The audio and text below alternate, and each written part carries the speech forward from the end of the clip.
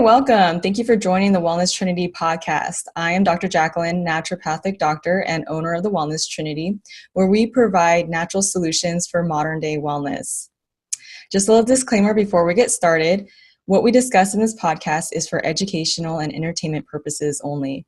What you do with the information is to be used at your discretion, as recommendations are not intended to treat, diagnose, cure, or prevent any diseases. So today I have a special guest on the show. His name is Tommy Lockwood. He somehow found me on Facebook and invited me to his radio show, I would say probably over a year ago. And, it's just been a blessing kind of just watching him behind the scenes through his posts on Facebook and seeing how he's been growing in his path. And we're just going to go into his bio and explain where he's come from, and I'll let him touch on a little bit of that more too. So Tommy Lockwood was born in the Dominican Republic. He is a wellness pioneer with eclectic talents and a true Renaissance man. He holds a BA in religion from the University of Florida and is an AS in film production technology from Miami-Dade College. After leaving an associate producer position in radio, Tommy is now the host of the Wellness Revolution podcast, where he collaborates with top wellness experts of all kinds. He ventured into his own wellness journey 7 years ago to relieve skin irritations, nervous system episodes, and eye problems. Trained by an experienced elder of the Rastafarian tradition that taught him about liquid fasting, food combinations, medical astrology, herbal remedies, meditation, and metaphysics, Tommy continued his path of healing to later be trained on experimental fasting techniques by the world-renowned healer and herbalist Dr. Sebi, who has had a track record with reversing numerous illnesses. The methods Tommy uses are unique in that they combine practical instructions for application and results, as well as a spiritual and emotional understanding of healing. All of Tommy's products, services, and events are geared toward the holistic expression of the healing arts. Tommy shares his gifts of healing with alkaline living, fasting, herbal remedies, meditation, Kemetic yoga, which is the Egyptian style of yoga, and medicine music. Currently, the most complete experience of healing is provided within the fasting with the Master's Retreat. So Tommy, welcome to the show. Thank you for having me, Dr. Jacqueline. It's an honor to be back in your presence. And, we did a radio show about a year ago, like you said, and that was an amazing experience for me to have you on my platform and be able to share your expertise. So I'm here, with the grace of God to be, a servant in my knowledge and everything that I have lived through, So again, it's an honor. So thank you for having me. Yeah. I mean, just reading that bio and telling me how old you are, I'm not going to tell the audience. I'm just, amazed that at such a young age, you're just full of so much wisdom. But I think that just happens when, the more we seek God and get aligned with our purpose in life. So I thank you, that you've done a lot of due diligence in that area and really just found your path, because it's a blessing to the world. Yeah. And I really appreciate, that comment. Basically, I began on this path because I got sick myself, and that's what I'd like to add about this bio. And in reality, I've lived through so many different experiences, but they all come together in a unique way. And basically, I had to come through the understanding the hard way, and that's through illness. And a lot of us, experience that coming into the healing path. I'm sure I'm not the only one you've heard this from. A lot of people start understanding a little bit more about how diet affects wellness. And this actually came to me when I started having breakouts in my skin and actually had what is called seborrheic dermatitis, a type of inflammation and irritation in the scalp. And it wasn't until I went to the dermatologist that, were prescribing me soaps with a bunch of chemicals I didn't even know how to pronounce. It was bizarre to me, but my conditions never improved. It was always worse. And it wasn't until my grandmother, this is like an elder, telling me, hey, you should probably quit the red meat. And that was like, it was different for us because I lived in Dominican Republic, and the way that the meat is raised in the Caribbean is much different than the way that the United States is raising their cattle and other types of meat. So for me, it was like a shock of I guess of the customs that I was brought up with. So the meat is much cleaner. And so when I was here, I was really affected by all these different hormones and all kinds of things that are put into these meats. So my path, I'm not saying that that's for everybody, but that's what I did. I said, yes, I'm going to try my food. I'm going to try eating differently. And it wasn't until I became, I guess, mature enough to be mentored by elders that really put like herbal remedies in front of me and things that were bitter to drink, things that are not easy, and our palates are so stimulated by, all these artificial flavors and things like that. So I started when I was 19 and drinking like a bitter herbs that taste so bad and understanding that there is healing in bitters. Sometimes we can translate that to situations in our life where we think it's bad, but reality, there's a blessing in disguise. I consider the same with that in my journey, in my experience.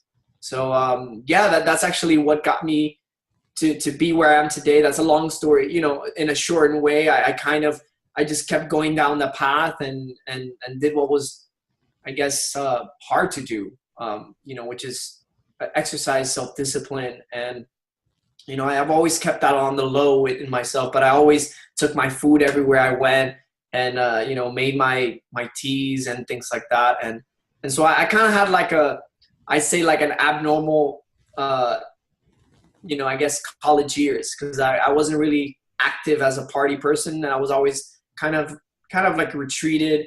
And again, you mentioned that I got a bachelor's in religion. So I was always reading some type of spiritual text and just being in my room, making my teas and things. So that's kind of like what brought me to this world now. Yeah. And now it's not time to be a recluse. And now it's time to kind of share some of that, because a lot of people need it. I realized that. Right. I wasn't really aware how much my experience could help other people until I started to talk about it. And right. I'm sure it probably is the same for you, maybe. Yeah, definitely. Yeah. And you're right. Most of us that find ourselves on this path is because either we had something happen to us in our health, or we had someone near us. Like my father passed away when I was young of cancer. And, I dedicate this podcast to him because it's to give people the life that I feel like he could have had if we were able to take hold of some of this knowledge beforehand.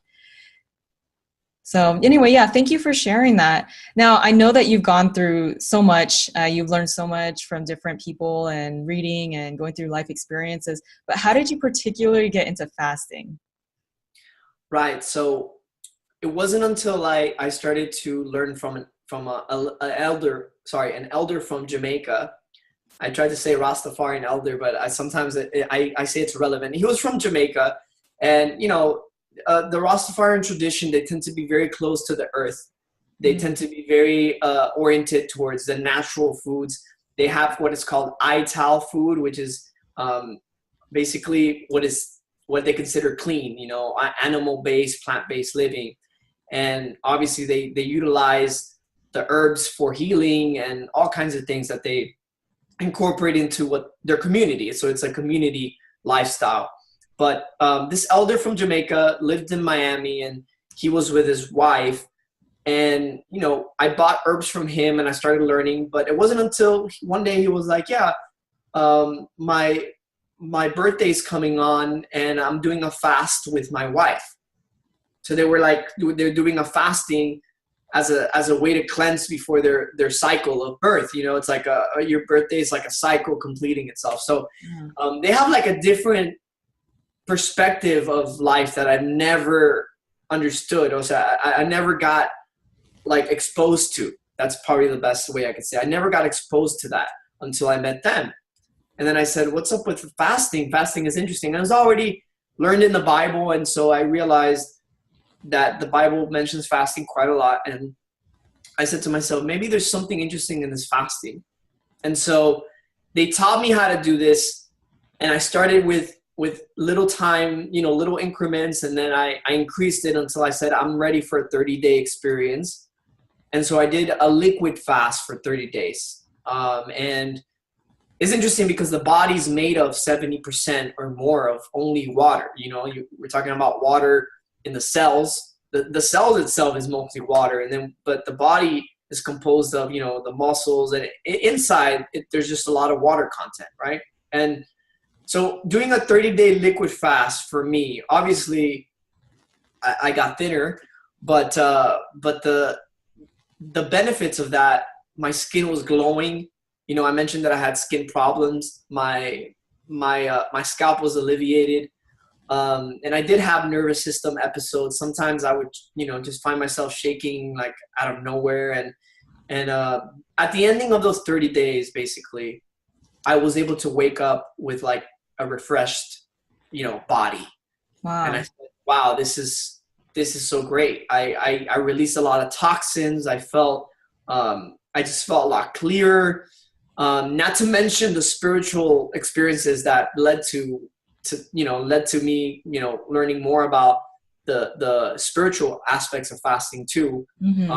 I'm talking about things that I can't really measure. We're talking about the way that I felt with my intuition, my dreams, mm-hmm. the clarity of how I'm living my life and the things that I wanted to change.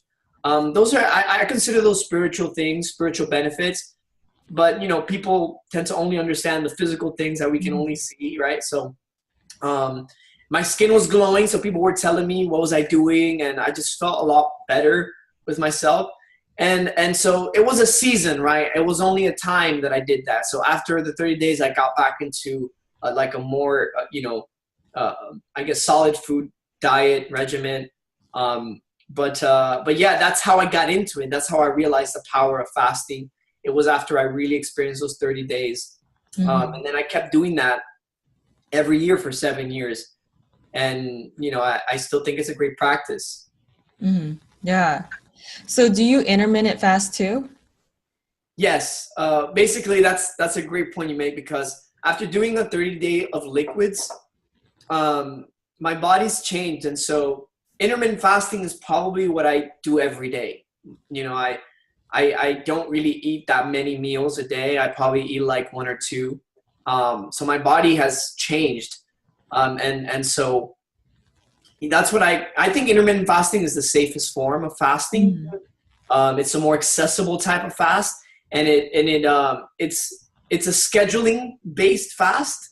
So that means that you can combine intermittent fasting with a plant-based diet, a raw food diet, a keto diet. A lot of people with the keto, they like to, I believe keto is you stay away from grains and stuff and other sugars. And so, but you do eat meat. A lot of people in the keto diet eat the meat. So you could intermittent fast while eating meat. So it's funny you mentioned intermittent fasting, because as I started to expose some of my experience, I realized that 30 days of liquids are not for everybody. You know what I'm saying? Yeah. And they're definitely not to be done without guidance. I was lucky enough to have my mentor that I was on the phone with like every week. I was like, okay, this happened, and this happened, and it was a really great support system for me. Now, intermittent fasting, because it incorporates eating and different types of diet, I'd say it's the most accessible. It's the most safe. It's the safest form, basically. I don't think there's any major repercussions with intermittent fasting, because you are already eating. You are already taking into account whatever it is that you're doing on a daily basis. You could still go to the gym. You could still go to work. I have to say that for me to do those 30 days of liquids, I had to arrange my schedule to do that. It's a very taxing on the body, but it does provide a lot of health benefits if you need it. I'd say that liquid fastings are for the break the glass in case of emergency. If you don't have that, I would say that intermittent fasting is like the basic line for people. Okay. So more so for people that are experiencing extreme health challenges. Liquid. Right. I mean, have you ever seen the movie Fat, Sick, and Nearly Dead? Have you seen that? You know what? I don't know, actually. I've seen a bunch of documentaries and they all start to blend. Right, of course. Well, it's I'm sure you've heard of it, but it's interesting. It's the guy. This guy goes to the doctor. He gets measured, right, with all the Mhm. all the checkups that he gets. I believe he's fat. He's overweight. I can't recall if he has diabetes at this time, but and anyway, he goes get himself checked up, but he goes through 30 days of juice fasting. Mm. And at the end of the 30 days, this guy is like, his doctor is amazed by Mhm. what he did. Yeah. That's another, for people that want to check out like a little bit of more, I guess, evidence of how it's like to go through a 30-day process. That's a great way to do it. It's that movie, Fat, Sick, and Nearly Dead. I think that people should really see it to understand a little bit more of what fasting can do, liquid only. But Mm. again, I think he had his guidance. He had a doctor on call. He had a film crew. So of course, if anything went wrong, he had people to film the whole experience. And in general sense, I think that's risky for people that, to just jump on that. I'm sure if you've ever done that yourself, doctor, you know how different it can take your body to. You could probably feel a lot more sensitive. Mm. The detoxing process can even make you feel nauseous, or you can get Mhm. headaches. So it's a very tedious process that I don't think people should take lightly. But in Yeah. that movie, though, that movie does great in showing like some of the benefits that people can get out of that. Yeah.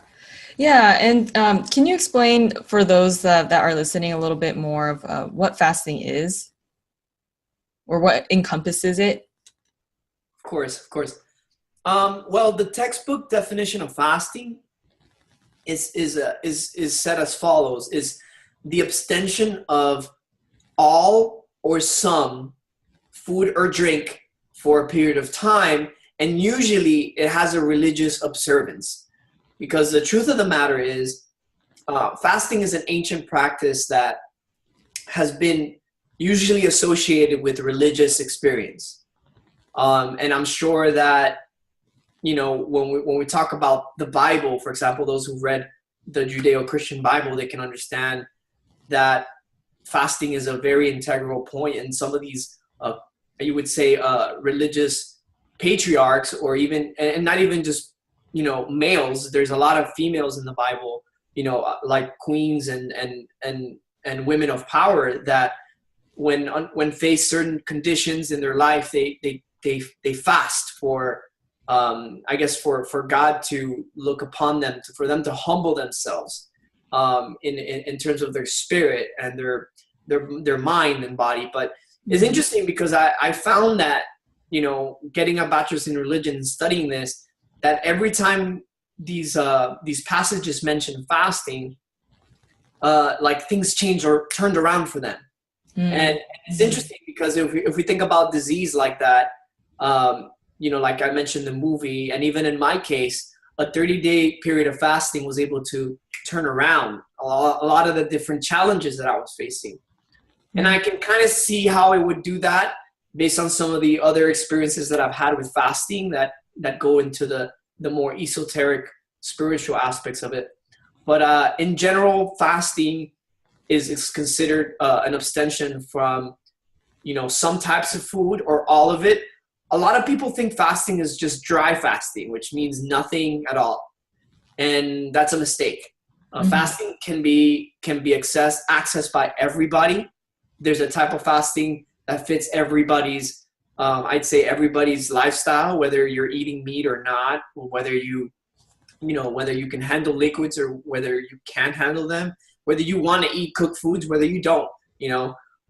I say that fasting can take many forms, Mhm. and even you could even fast from a negative person. Mhm. I think that fasting can be many things depending on the person, but in a general sense, I'd say that most people associate it with food or drink, right? Mhm. Yeah. One thing I would say is that, like, for those that are listening that maybe, consider veganism or even eating greens as too extreme for them or just not accessible to them, I would say that if you want to fast, you could start by cutting out sugary drinks, Mm-hmm. sodas and stuff like that. Like that takes willpower, that takes commitment, that takes discipline. And those are the basic building blocks for fasting and whatever type it is. And one thing I like to say when it comes to the what is fasting as a general sense, I say that what fasting is able to do for people is a what I call a trifecta, and this is self-discipline, self-respect, which leads to greater self-love. And the self-discipline and self-respect go hand in hand, because when I started this, it was hard to be a college student and being invited to parties and being, offered alcohol and, being offered foods that I know I shouldn't be eating, because the truth is, I know based on how I was sensitive in my body and what I had been through, I realized that I had to respect myself and not offend myself, because some people say it's hard to say no to this. But the truth is, if you're offending your body, what would you rather do? Offend your body or offend a person and say, hey, listen, I can't have that. I'm sorry. I can't have that alcoholic drink, and I'm not saying for people that drink, that's okay for them. But at least for me, I was having a lot of skin reactions and the alcohol was drying my skin out. So I had to, take that into account and say, Tommy, your body doesn't react well to this, so you shouldn't have it. It's kind of like an allergy with somebody. If you have an allergy, you know how it's going to affect your body. So you say, no, I'm allergic to peanuts or whatever it is. And so that's why I say that self-discipline, self-respect, greater self-love, you have a better life experience, That's what I think happens with fasting. Yeah, I love that. At the root of fasting, you have self-discipline and you have self-respect, and then it leads to a greater self-love. I feel like this whole, anytime we're working with someone's healing journey, including our own, that it takes a lot of self-love. Like when people don't love their self enough, they're usually going to get imbalanced in their life. And that's what we as practitioners are trying to bring people back to, is that self-love and taking care of yourself and putting ourselves first. And, I think a lot of people are afraid to do that because of just how maybe society has made it seem that the more we give, the more we, put ourselves last is honorable. But we have to think about it like this, that if we don't take care of ourselves, then we're not going to be able to take care of others. And that goes with love. Like if we don't love ourselves, then how are we going to love others to the max that we can? Right. It's sort of like, if I'm filling people's water with this cup, I have to make sure I have water in it, Right. to serve. And so that goes hand in hand for sure. Yeah, definitely. So do you want to touch a little bit more on the history and some of the scriptures that you found that back fasting up? Of course. Definitely right off the bat. I mean, some of the religions that we know and are familiar with, I would say the main ones, you would say, is Judaism, Christianity, and Islam, right? And they all have fasting as, an interesting component. Islam, I think, is the only one that actually has that as a requirement in the religion. They have what is called Ramadan, which is a pillar of Islam. So it's one of the things that you must accept as a Muslim. And they do go through a 30 days of fasting. And this is, this is like basically their foundation block.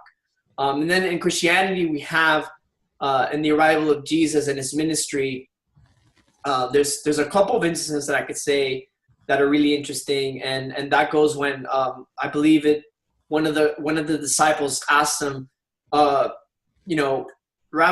why can't I couldn't heal this person, and his response was, that kind of thing or that kind of situation can only be helped with prayer and fasting, and in Judaism we have the prophet Daniel, who if you recall the story, he was under Babylonian rule, and instead of eating all the meats and delicacies from that kingdom, he only ate vegetables.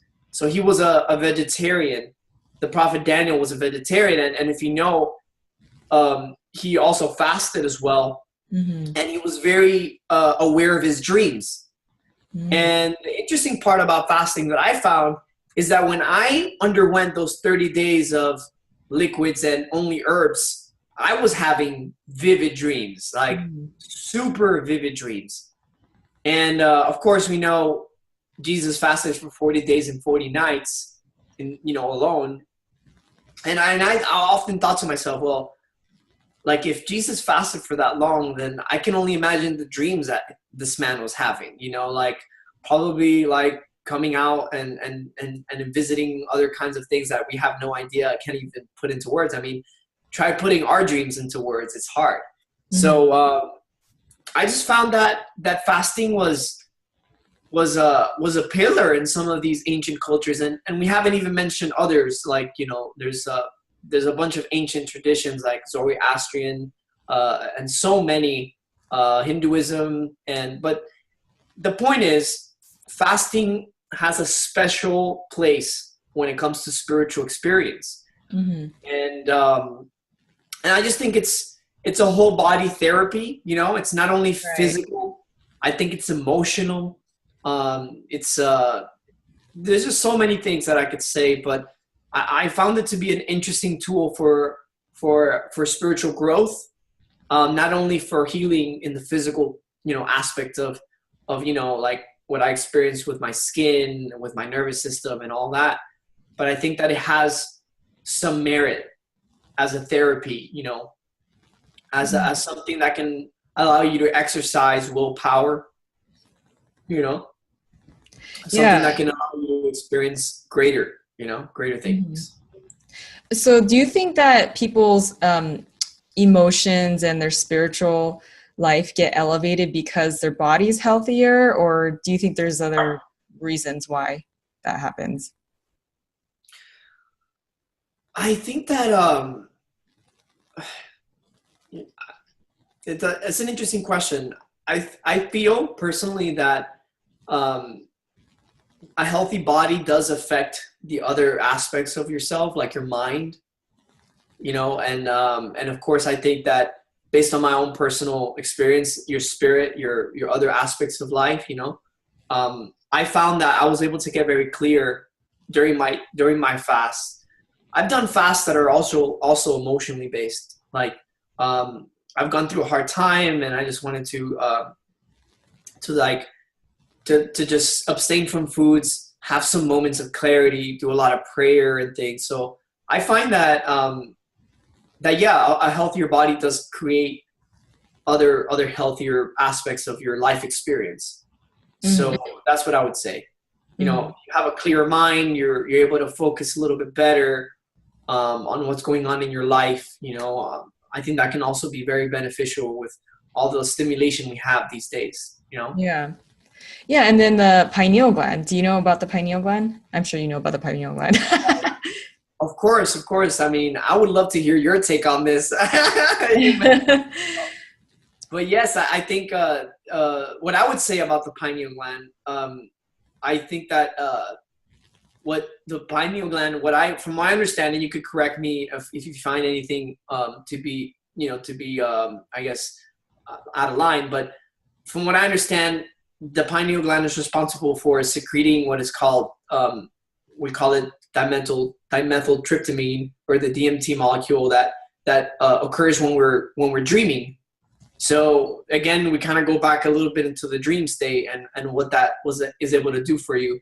But in a sense, it is a spiritual gland, I guess. But it functions like an eye too, because you're able to it does receive light from the eyes as well. And I know this from reading this great book called Light Medicine of the Future. It's written by Dr. Jacob Lieberman. He was an optometrist for many years, and he talks about how the pineal gland also regulates light and dark cycles, right? So that's how you kind of it's basically like your connection to nature, right? I mean, I'm not sure what you can add to it, but I would really love to know your take on that as well. Well, I just, the pineal gland secretes melatonin too. So, that's also related to why it helps us sleep. But I know that with all of the fluoride that's in our water, a lot of people are tending to have a more calcified pineal gland. So pineal gland is associated a lot with people's spiritual connection. And for me as a Christian, I believe we accept Jesus, we have that connection, right? We can always talk to God. But I do believe that there are, God can take us to higher levels in our walk with him. And I think that as we cleanse the body and uncalcify the pineal gland, that there is a whole nother realm of possibilities that we're probably, just barely scratching the surface with a lot of us. Maybe some people have gotten to that point where they're seeing things and doing things that are not quite, in most people's vocabulary or understanding. But yeah, I just think that, when you're fasting for that long period of time, you're probably working on uncalcifying that pineal gland, which is probably why you're having a greater spiritual experience as well too. And that's why I brought that up. Absolutely. The body's detoxing and finding ways of detoxing and getting rid of the toxins that have been built up. I personally would back that up by telling you one time, I know I talked about fasting for 30 days a year, but one time I decided to do 45. Wow. Yeah. That's ambitious. And this one was really unique for me because as I started to notice, and Dr. Sebi was my guide this time because my other mentor had already passed away. He was already, gone, and I couldn't really talk to him about it. So when I was going through this fast with Dr. Sebi, I was asking him because he had done already 90 days himself. So this guy was already, he became Dr. Sebi through fasting, and fasting was allowed him to get himself together, you could say. Mm-hmm. And so he was talking to me that he said that inflammation would come down in certain ways that your body knows how to, your body is what's going to determine how you detox, right? Mm-hmm. So he says that sometimes you begin to feel like you're talking muff, because the inflammation is kind of coming out or coming back. For me, I started to notice that my left ear wasn't working as much. And it got to a point where for a week or so, I was like hearing everything like this, like as if I had my ear basically clogged completely. And I didn't know what was happening, and I asked Dr. Sebi, what's going on with this, And that's why I think it's very important to have a guide, because you're going to come across things that you never, I guess you never foresaw. And and that was one thing for me. And then he told me that, yeah, that's your inflammation coming down. Your brain is detoxifying in a way that it knows, or the best way that it knows. Excuse me. And basically, after 1 week, just randomly, it went back into place. I could hear perfectly. As a matter of fact, I heard sharper. Wow. So my hearing became even sharper. And, I mentioned that I do medicine music, so I have music with my healing intent. So I actually, my ears are very important. So I can actually understand and know when my ear is dull or sharp or whatever. And so I found that to be like proof about how fasting can help you decalcify, your pineal gland, and actually help you improve your electrical function or your cognitive ability. And there's actually something I want to say to this. There is a TED Talk that's out there, and it's actually conducted by Johns Hopkins University. And this gentleman actually titled the TED Talk, "How Fasting Boosts Brain Power and Promotes Longevity." So people, that are listening to this, you can go and watch this. And this man talks about the experiments that back up how fasting is able to trigger better immune responses in the body, and is able to help with this amazing vehicle that allows us to experience life. And the ancients used it a lot. He talks about that too. How the father of medicine, Hippocrates, said that fasting is, you could be your own physician or something. It was something like that to the effect of the fasting is the physician within. So it's how your body's able to help itself in a way, Yeah. Granted, like I said, doing those 45-day fasts or 30-day cleanses, they're not for the faint of heart, So, Right. Nowadays it's harder to sell that to people. Right. Yeah. Yeah. I've, played around with some of my fast myself too. And I do have to say that I've had spiritual breakthroughs and Wow. maybe, and probably related to physical breakthroughs too, as a result of doing some. Nothing compared to yours. I'll probably have to jump on your program if I ever do something like that. But, it's such an interesting thing to talk about. Most people, especially Americans, we're taught to eat, not to not eat. This is society is about consumption. And so to throw something like this at somebody is, there's, first of all, they have to unprogram their thoughts. And then once they get past that, then it's like, okay, well, now our body's going to go through it almost like war. This is why you need someone like Tommy on your side to help guide you. I will say that there are certain herbs that make the fasting process easy. Okay. I will say that there are herbs that are able to kind of take away the hunger. There are herbs that, especially if you know, like how to take them in combination, they're able to, because if you're drinking a lot of things and you're keeping yourself busy, you'll have basically you're less likely to worry about hunger if you know how to feed your body in the right way, because you are feeding yourself.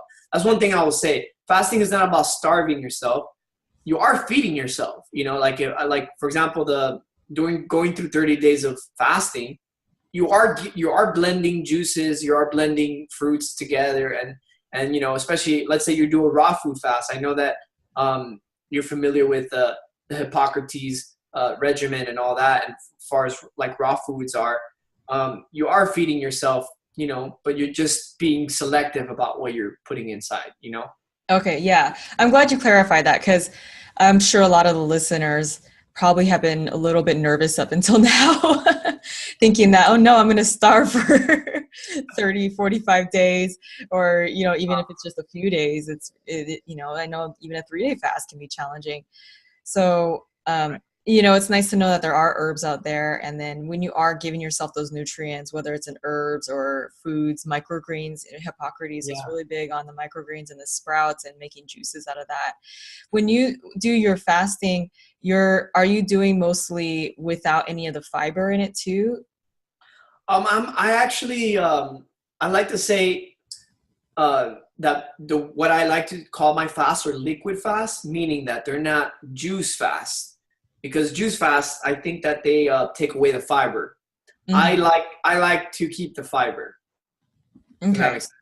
So when I blend my smoothies, like let's say I use kale or any greens, I keep the fiber intact. And I think it's better that way, because your digestive tract is still working, but it's not working as much. And I think that yeah, a lot of people like to say that, like I think they have in their minds juice fasting when they think about that. Yeah, that's a great point you make.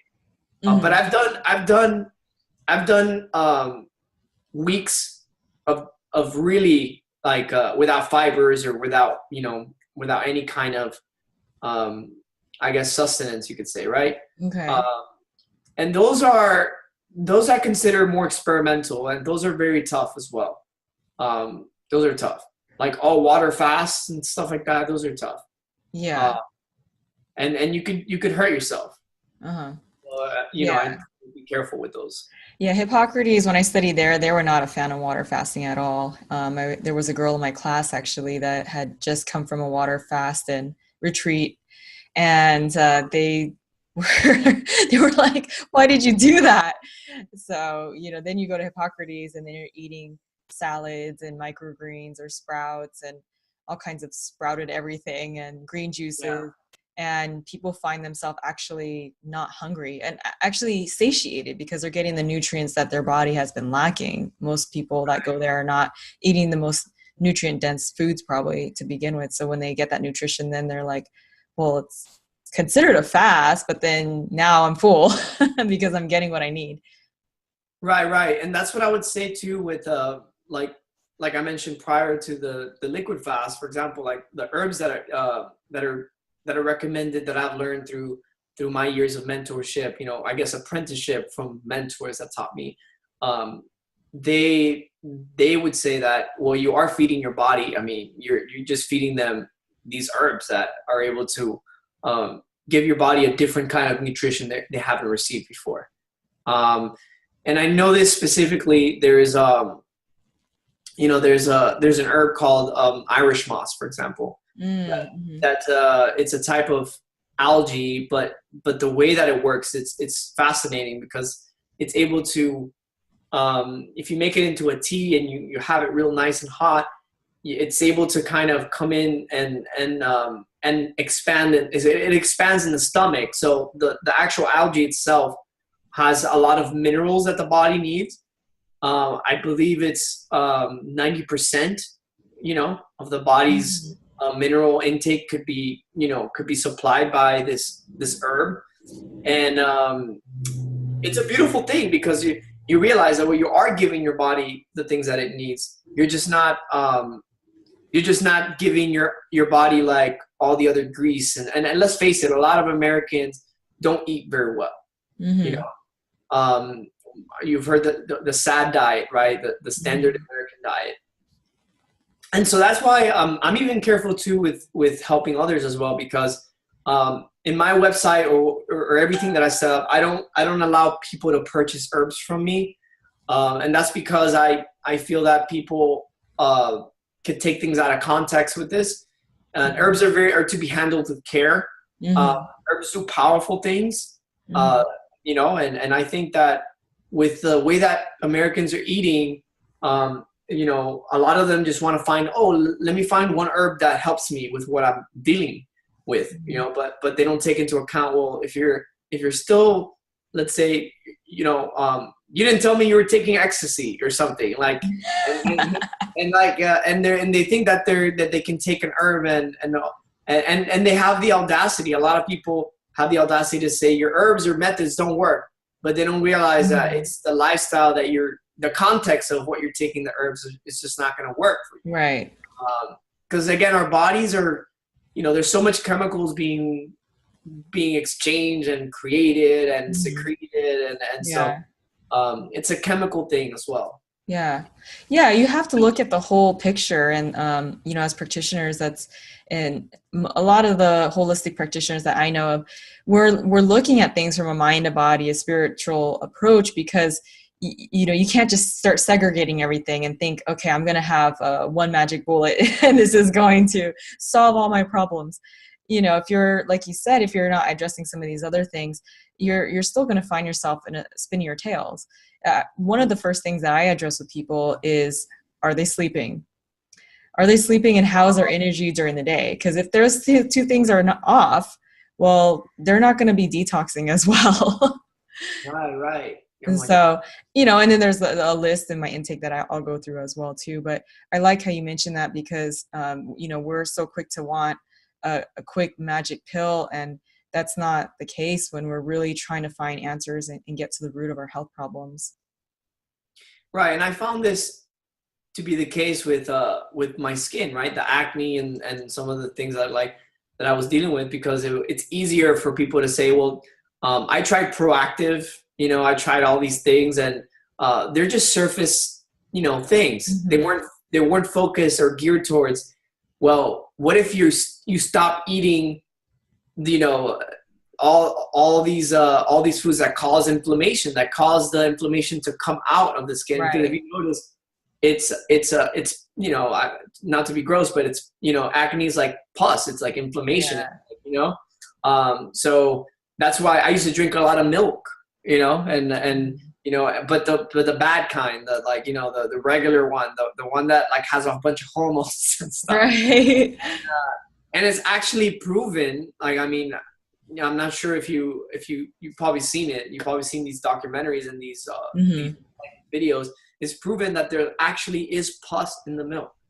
Right. Yeah. So it's pretty much the journey that I took, the stance that I took. I said, well, it's not so much about what product is the best to get rid of acne. It's about what am I eating to create that condition in my body. Exactly. And that's a whole different story. Yeah. Yeah. And eating is just one source. I mean, what are we drinking? What are we breathing? What are we lathering all over our body when we shower and we put creams on and makeup and do our nails? And, I never do my nails, but because I don't want all those toxins on my absorbing through my skin. Of course. So, yeah, we're bombarded with so many toxins in so many areas. And, I definitely am with you that there's something, I love that you title your show the Wellness Revolution, because I feel like that's what this is. It's like, it's a revolution, but really it's really getting back to our roots, which is the funny thing. People call it alternative therapy, but this has been around ever since we've been alive. So that's exactly what I was going to say. You took the words out of my mouth, because I was going to say that a lot of people, they twist the whole thing. It's like alternative medicine. I'd say it's the recent Western medicine. It's only been for the last 150 years or so. I mean, we're talking about so much history of herbs and so much history of knowledge. And it's sad because I live in Miami, and I could see that there's so many young people that would tell you off the bat the top fast food restaurant chains, but they can't tell you the top 5 herbal remedies that are available right here. Like there are herbal remedies available right here. Like there's amazing herbs that are available in Florida, and it's sad. It's just a different priority that we've been kind of led to. And I hope to change that. Revolution doesn't have to be, anything with physicality. It could be a mental thing. It could be, a lifestyle thing. Because we are voting every day with our money, with our dollars. We're voting what industry stays alive, and if more people become conscious of this understanding, then we wouldn't have McDonald's, or we wouldn't have these, we would have probably better, substitutions of that. I think that there's a lot of, you come from California, I believe that there's a, not that you were born there, but you come from that. You just moved recently. Actually, I was born there. You were born there. Okay, I'm sorry. Well, that I think that there's a lot of fast food restaurants, right? Like that are like healthy, right? Coming out. Well, in Nevada, in Las Vegas area, there is. Oh, really? Yeah. I don't know. I felt like depending on where you're living in California, there's more places that are hip in that way, I guess you could say.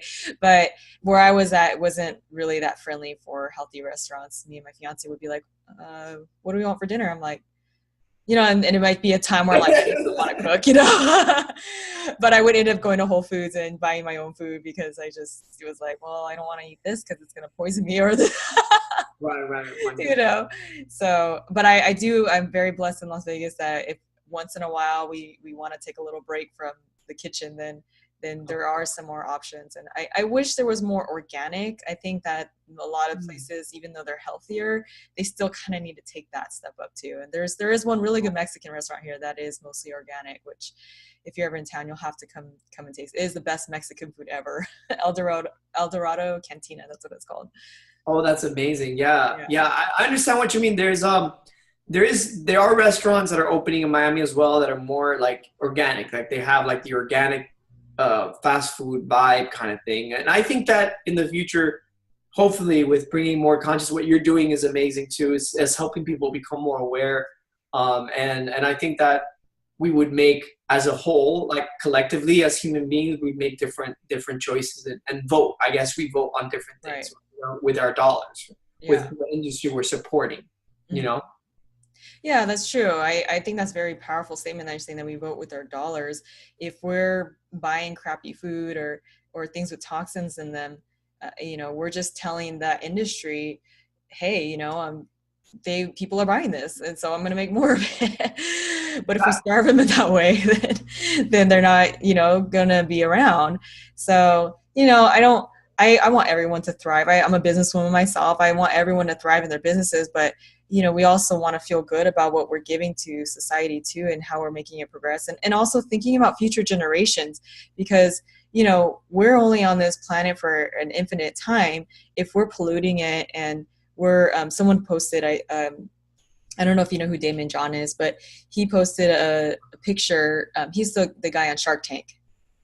Oh, okay. Yeah. So he posted a picture on his Instagram. It was a short video actually about some coast wherever he was at, or maybe it was just online, where all this plastics and garbage was just flowing. It was on the beach, and it was just flowing in and out. And you look at that, and I'm like, well, I know this wasn't made up, and just, was to bring awareness of what's going on and how we need to be careful about polluting our earth. This is what we're giving to our future children. And, even as we grow old, I mean, things are changing so fast nowadays. And, as long as I'm living, I want to live a quality life and not breathing in and ingesting plastics that are going to mess up my body and make me not think, be crazy. We turn into crazy people when we're not healthy in that way, and expose all these chemicals. Right. Yeah, I agree with you 100%. And what you say resonates with me in that what they call the ecological footprint. Like the choices we make. I believe that whether or not I know that there's different blood types. I mean, you would know more than me with this. There's different blood types, and there's different body types as far as people that can eat meat or handle that. But I know that in a general sense, going more plant-based does help with like relieving some of the environmental factors that are plaguing us. And this actually came through this movie, Cowspiracy. You've seen that? Where somebody, I believe that the premise is making trying to go more environmentally friendly, but the fact remains that one of the top things out there that actually holds us back in terms of getting our green gas emissions down, or kind of bringing those gas emissions is actually cattle farming. And not that I'm saying abolish it. I mean, I know that there's people that choose to eat that way. I know that probably vegans will hate me for that statement, because I know that they tend to be like more into animal rights, and no matter what. But I'm not here to control what people do.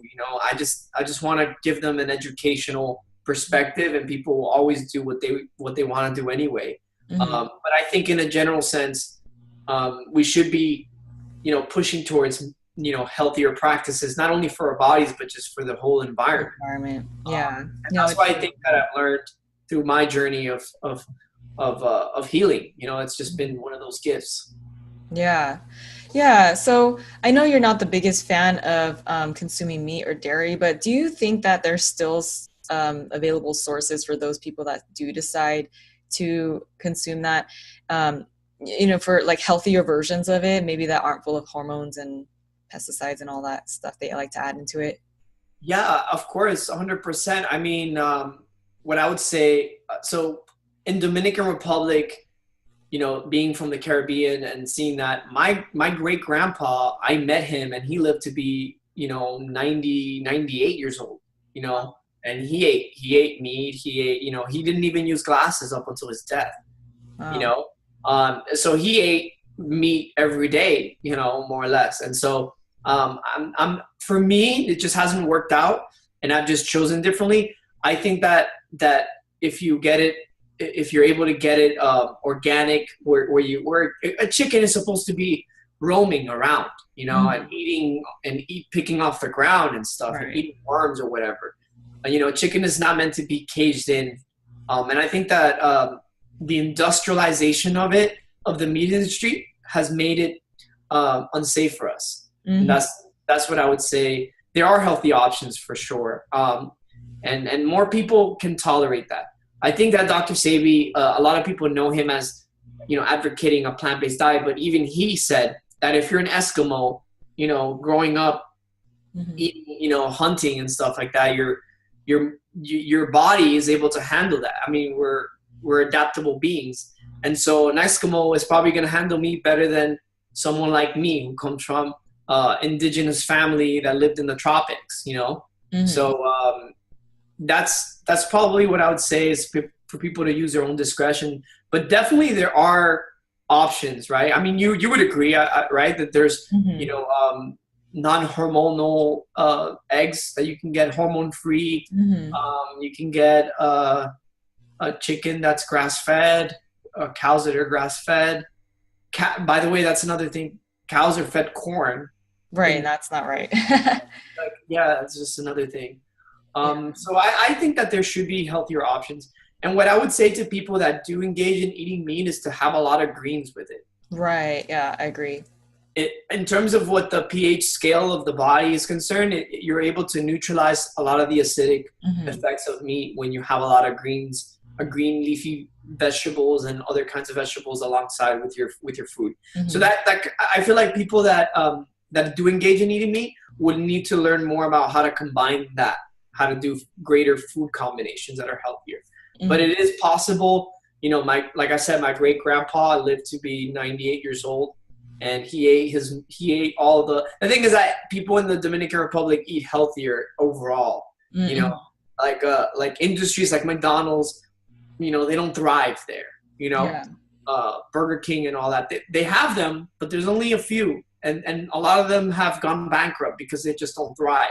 People just want to eat, the regular grass-fed chicken, and they want to eat like their tropical meal, you would say, their fruits. So, I want to return back to fasting. I do have a question for you. So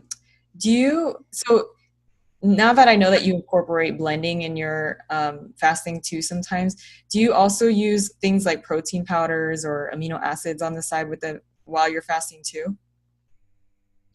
I tend to use plant-based when I fast. I just use plant-based supplements. Like I add powders of like different plants. Like for example, I did talk about sea moss, Irish moss. But when it comes to those like market protein powders, I personally don't find a need for them. I mean, I'm not saying that they're bad.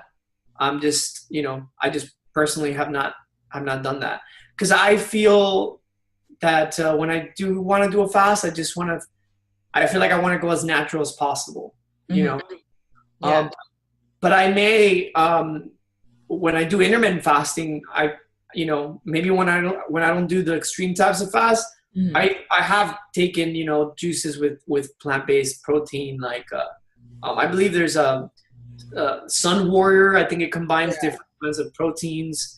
I've used that before, and they're not bad. I just, when I do the more experimental types, I tend to want to, take it as natural as I can.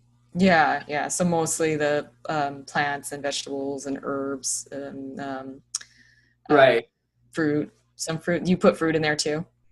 Sometimes, yeah. I do different fruit blends, right? Then I would do different leafy green blends. I don't know if I could give an example of what a good one. I guess I like to use, for example, I mentioned kale and watercress. And then I kind of use like an avocado to kind of sustenance, like give it a little sustenance. And then I use like coconut water to neutralize the bitterness of the watercress. And that's a great, juice that I make there.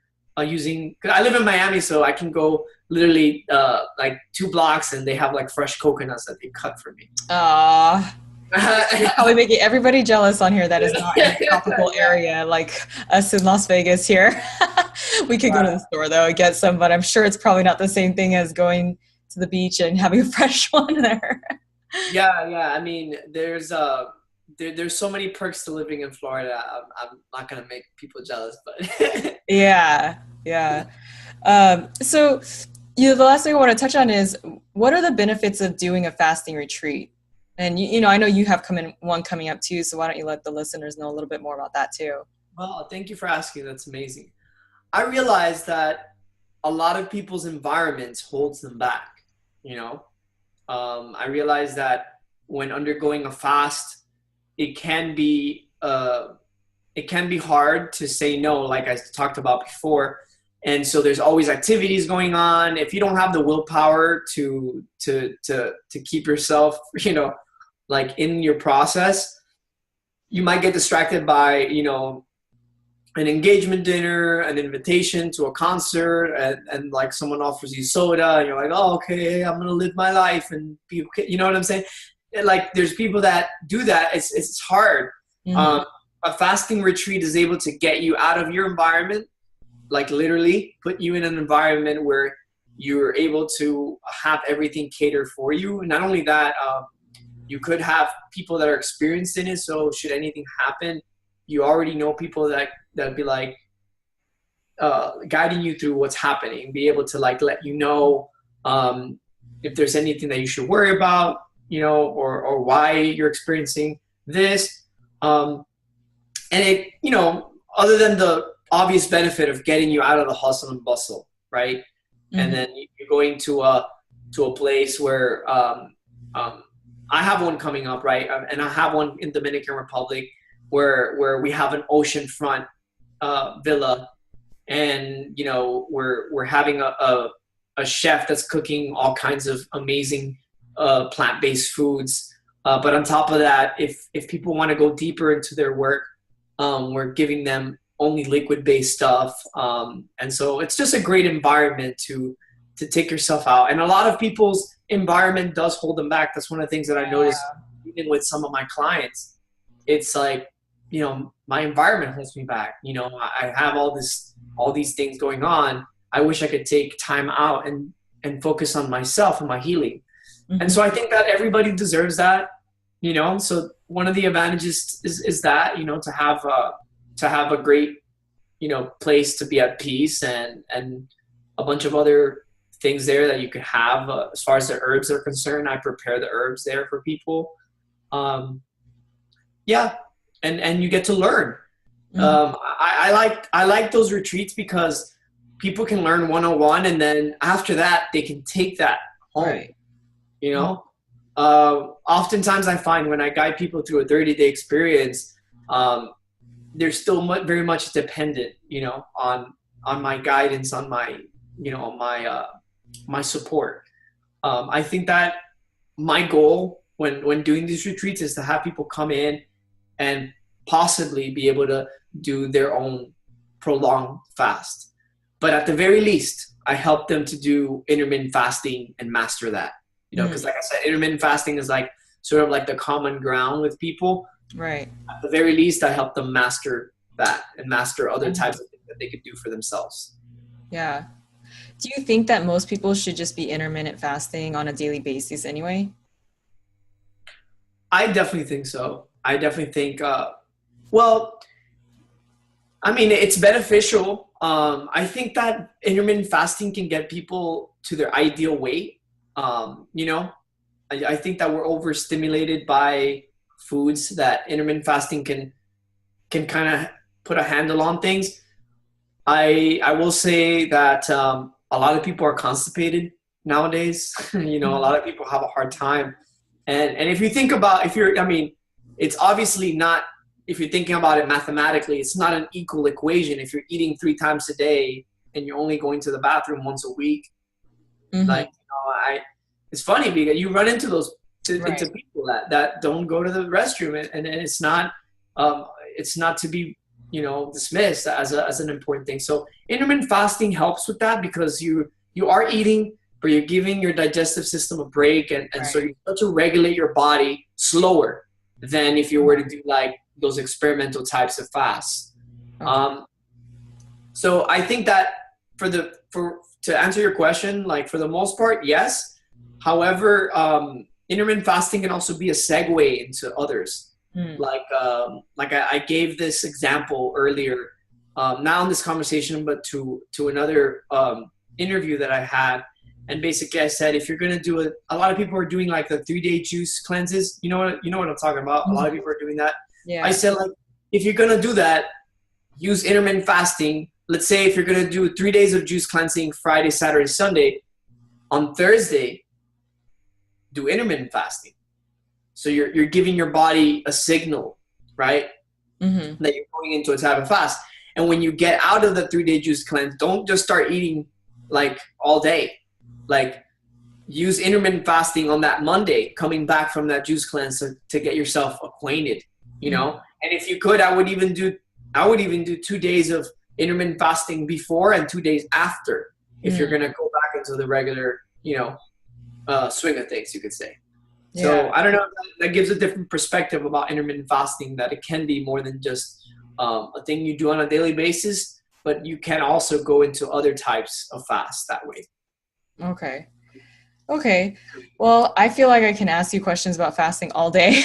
But, it's something like, I mean, I've seen it over and over in the Bible and experimented myself, but definitely I'm sure there's just so much to learn and ways to do it right, who shouldn't do it, and when to do it, which ones to choose. But that will have to probably be another podcast for another day. So I just, so grateful to have you on here again. Why don't you tell the listeners where they can find you? Of course. It's been an honor to be here as always, and I'm sure we're going to do great things in the future. And I'd like to tell the listeners that I'm very grateful for them to have taken the time to listen to our interview and our expertise in this.